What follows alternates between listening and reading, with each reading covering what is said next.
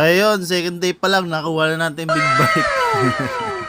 Siyempre, biro lang. Kinuha na lang natin na maayos yung Raider 150 natin para may post natin na maganda.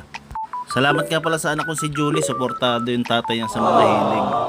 Bilang tayo ng laruan ko sexy kasi alam niya yung gusto ko. Ang sarap talaga sa paramdam pag suportado ko ng mga anak mo. Pakiramdam mo tuloy, hindi ka nag-iisa sa pangarap mo. Meron tayo lagi makikita para maging inspirasyon at tuloy-tuloy lang sa ating goal. Kaya di-display ko to sa harap ng computer para lagi natin nakikita. Imposible man tong ginagol natin pero tuloy-tuloy lang. Ganun talaga ang buhay. Kailangan makipagsapalaran. Pero malay natin, di ba? Walang nakakaalam. Ako nga po pala si JM Villabiray na nangangarap magkaroon ng big bike.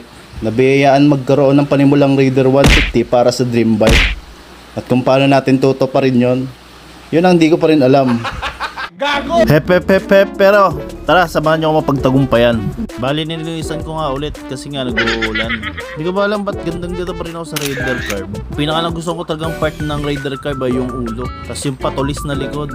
Sasamahan pa na magandang setup. Ang ganda sa paningin. Hindi din naman natin minamadali na mabili ito, no? Kasi may value naman talaga to.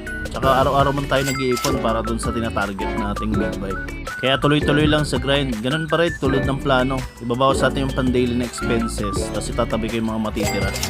Bali, update natin sa ating ipon. Itong Raider 150 na halagang 50k fix natin ibibenta. Tapos nakapagulog na ako ng 2,000 ngayon November 30.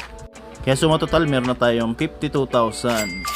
Pa-follow, like, and comment na lang sa ating video para sa mga susunod na video natin. Ma-update ko kayo kung ano ng progreso natin.